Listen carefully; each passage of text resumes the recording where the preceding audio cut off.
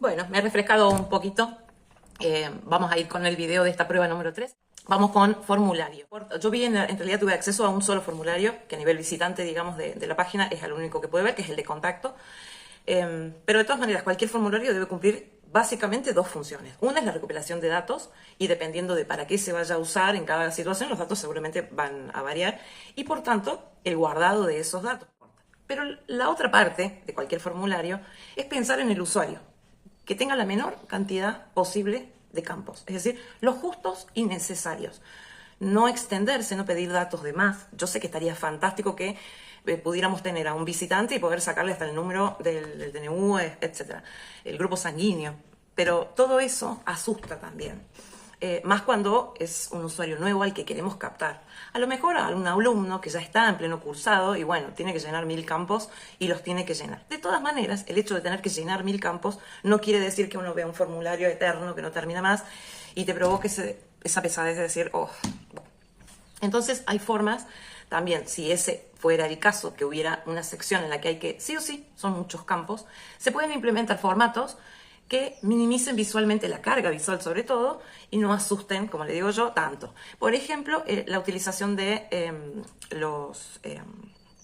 el acordeón es un bloque en el que a lo mejor podemos tener 1, 2, 3 campos agrupados por sección, por tema, que tengan relación entre sí, pero recién cuando se completa ese campo, recién se expande el siguiente. Entonces uno de un primer pantallazo no sabe que continúa y lo va haciendo paso a paso. Este formato para formularios largos también es muy útil en el momento de las validaciones, ¿sí? Los campos siempre tienen que tener una validación. ¿A qué me refiero con esto? Por ejemplo, campo de nombre, que no se pueden escribir números o símbolos, que se permite el espacio, se permitan los acentos, se permitan mayúsculas, minúsculas, pero no los símbolos, por ejemplo. Esas son validaciones. Porque cuando los formularios son muy largos, tienen mucha cantidad de campos, es muy fácil que uno se saltee un campo.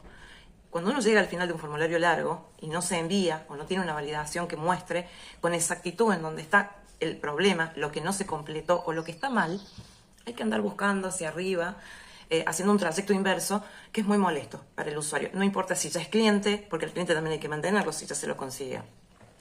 Entonces es muy práctico en cuanto a eso. En un formulario simple como el de contacto, hay datos, por ejemplo, que a mí me llamaron la atención. Por supuesto no conozco el detrás de escena, entonces no sé cuál es la finalidad, pero por ejemplo me llamó la atención que se pidiera el código postal en una instancia en la que se está pidiendo un contacto previo. En todo caso, si con el código postal se determina a qué sede va a pertenecer, etcétera, o qué se le va a ofrecer, si es algo, un curso a distancia o presencial, eso en todo caso podría estar a cargo del representante que se va a comunicar con el usuario y pedirle los datos que pudieran llegar a faltar, pero que no son hiper necesarios al principio. Creo que en un formulario de contacto inicial, para tener ayuda, con saber el nombre y el teléfono o el mail, de verdad los dos también me parecen innecesarios. ¿Por qué? Porque en realidad la empresa tiene que tomar una decisión, por qué vía va a conectar al usuario. Y creo que es más claro que lo decida la empresa y no el usuario, porque se podría poner como un campo que no sea obligatorio de mail y un campo no obligatorio o un campo no obligatorio de teléfono. Pero creo que con la experiencia que ya tiene la empresa, ya puede determinar si en general el usuario que consume los productos de la empresa prefiere un WhatsApp o prefiere un mail. El rango de edad, etcétera, por ahí determinan este tipo de decisiones. Entonces, yo en base a eso tomaría la decisión de o teléfono y que se aclare que es por WhatsApp, por ejemplo, o mail. Porque son campos innecesarios que se le prolongan al usuario en completar esa parte. Eso en cuanto a lo que yo vi de formulario de contacto, ¿sí? Si es en el caso de ella, por ejemplo, vamos a suponer que es un alumno y debe completar un formulario y partiendo de la suposición de que el alumno está logueado, por ende, si está logueado, ya se tiene acceso a los datos de ese alumno y ya se sabe el nombre, se sabe el apellido, el número de matrícula, etc. Pueden haber campos que se autocompleten y eso achica, por más que estén en los campos, se autocompletan trayendo los datos de la base de datos y son pasos menos que el usuario tiene que hacer y todo lo que le traiga de beneficio y tiempo al usuario suma. La comodidad, siempre pensar en la comodidad, en la agilidad.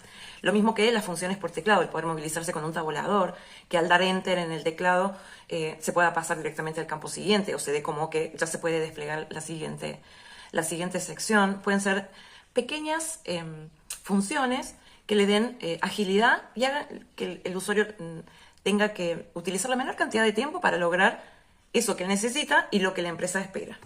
Me llamó mucho la atención en el formulario de contacto la sección de términos y condiciones, que es un bloque muy grande, tiene mucho peso visual. Propongo retirar y que para ver eso haya que abrirlo. En la landing page que hice para la práctica anterior, si ustedes pueden ver, yo hice un pequeño formulario de ejemplo y al hacer clic en los términos y condiciones, se abre un modal o ventana emergente, como ustedes le quieran llamar, en donde ahí estaría los términos y condiciones para aquel que lo quiera leer, porque la realidad es, ¿cuántos de nosotros le damos clic a la casilla como que lo hubiéramos leído y no leemos nunca? De eso siempre hay usuarios. Entonces, para el usuario que no lo va a leer, tilda la casilla y sigue. Ya está, terminó con el proceso. Para el que es más curioso y realmente quiere leer, bueno, despliega el modal y se cumple con la reglamentación, están los términos que tienen que estar, pero no ocupando un espacio que por ahí podría ser vital para otra cosa. Y a nivel estético, se podría tener dos tipos, o sea, el formulario en sí el mismo, pero a lo mejor manejar una versión para móviles y una versión diferente para los monitores de las computadoras. Porque hay más espacio, entonces a lo mejor en las computadoras se podría mostrar que el formulario ocupe una mitad y en la otra mitad aprovechar el espacio para algo, que puede ser un video con un proceso de crecimiento, una simple animación nada más, como para que no sea algo estático. En sí el formulario no debería ser muy cargado porque tiene que ser algo conciso, bien notorio cuál es el botón para enviar, los datos para completar, no excederse con los efectos, etcétera. No me pasaría, no desgastaría recursos en el diseño del formulario en sí, sino de la página, puede ser del fondo, de lo que acompaña al formulario. Finalizada la prueba número 3, de nuevo espero que cumplan las expectativas o que hayan escuchado algo de lo que esperaban y nos vemos en el próximo video, el último.